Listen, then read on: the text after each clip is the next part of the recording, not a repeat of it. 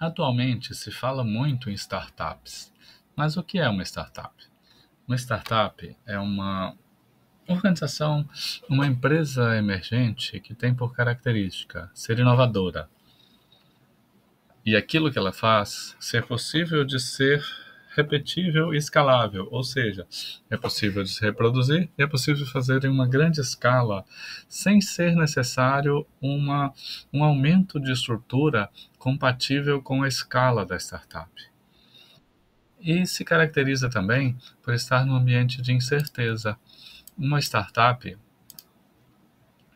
ela acontece, ela se desenvolve em um ambiente que pode dar certo ou pode não dar certo. Inovação está relacionada à incerteza.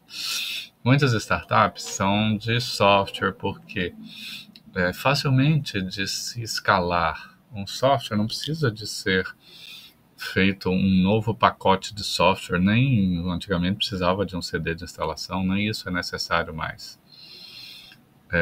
Basta se colocar numa loja de aplicativos, por exemplo, ou disponibilizar na nuvem um software que não seja para celulares, que é possível de baixar.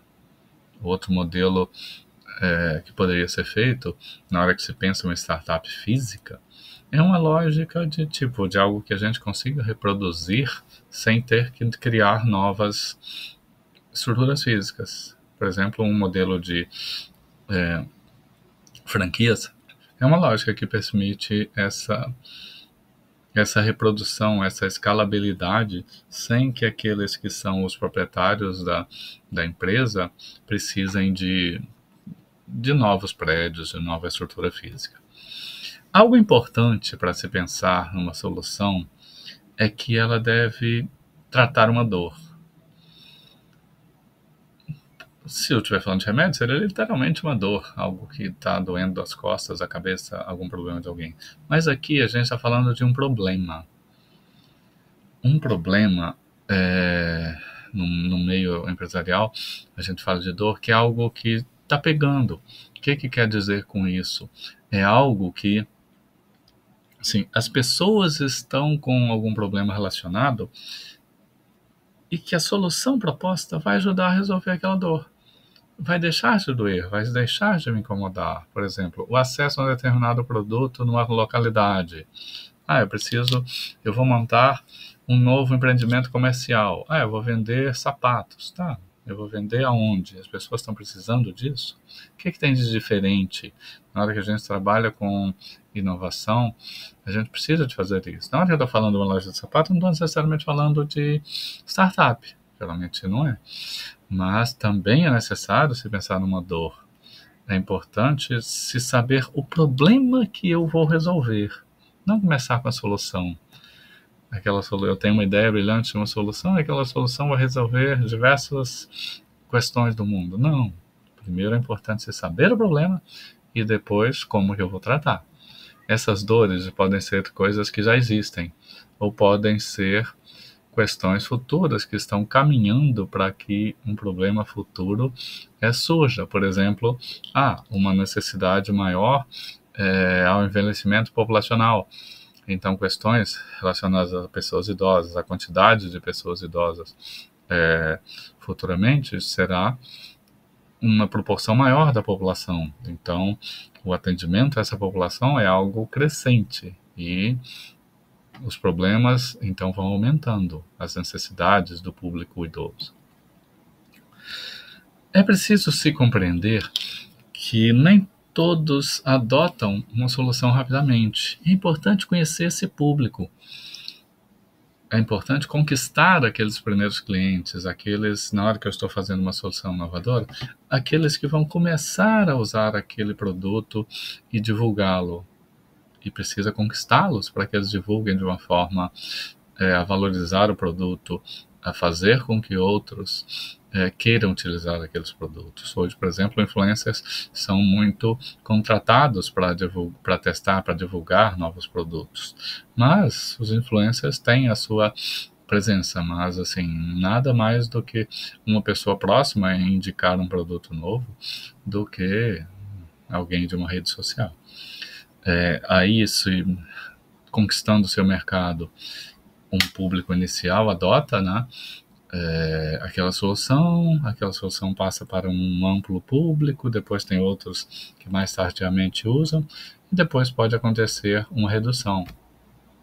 Por exemplo, quando se fala de Facebook, os primeiros usuários foram universitários, acredito que de Harvard.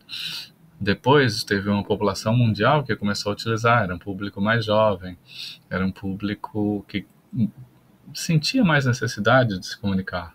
Posteriormente, veio um público um pouco mais velho, de pessoas, assim, digamos, não tão jovens, mas ainda não tão idosos, tudo mais, e posteriormente chegaram aquelas pessoas mais velhas, e também com pessoas que não tinham acesso à internet, a facilidades anteriormente. No tempo, digamos, de crescimento maior do Facebook, muita gente inicialmente não tinha acesso à internet e passou a ter. Então, esses atrasados são aqueles que descobriram que seria legal de participar, de ter acesso a pessoas, de ter acesso a notícias, a diversão numa rede social, e aqueles que vieram depois. Então, o Facebook é uma tecnologia que já passou por tudo isso, pelos inovadores, pela maioria inicial, pela maioria tardia, por pessoas atrasadas, e hoje em dia acredito que até uma plataforma que está perdendo usuários. É importante conhecer esse conceito de MVP, Produto Mínimo Viável. O que é a lógica do MVP? Eu não vou produzir uma versão final super elaborada desde a primeira versão.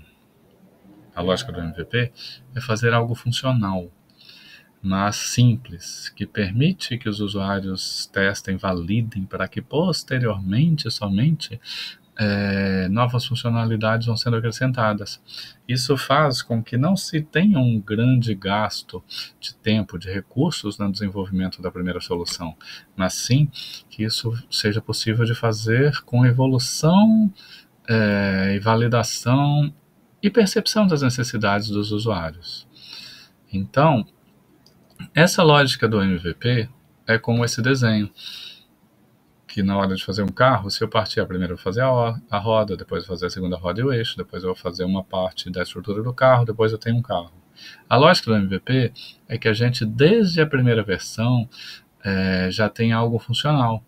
Esse desenho, é claro que não aconteceu dessa forma, um skate se transformou em um carro, mas mostra que se eu fizer um skate logo no começo, eu tenho um esforço pequeno, eu consigo validar se as pessoas precisam de um produto para se locomover, até se chegar num carro, em algo bem mais elaborado. Então, por exemplo, o Facebook, que já foi citado, foi um exemplo que inicialmente ele foi um MVP. Ele tinha pequenas funcionalidades, ele permitia as pessoas se comunicarem, e depois eu fui ganhando bastante funcionalidades extras. No início, o Facebook não era rentável. Depois que foram agregadas funções de propagandas que permitiram um desenvolvimento maior em termos de lucratividade para o produto.